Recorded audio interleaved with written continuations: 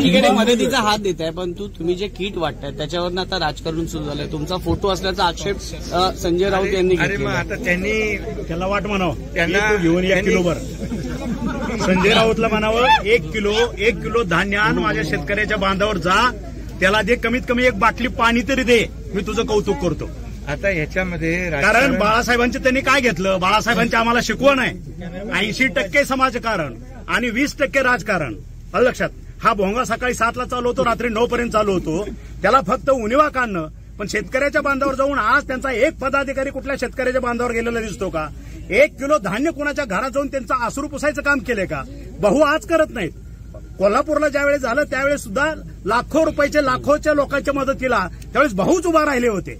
त्यावेळेस नाव तुमचं होतं, करणारे आम्ही होतो. आज आम्ही स्वतः ह्या ठिकाणी बांधावरती जाऊन जीव धोक्यात घालून शेतकऱ्याच्या बांधावरती आम्ही जातोय, कारण आम्ही शेतकऱ्याची पोर आहोत.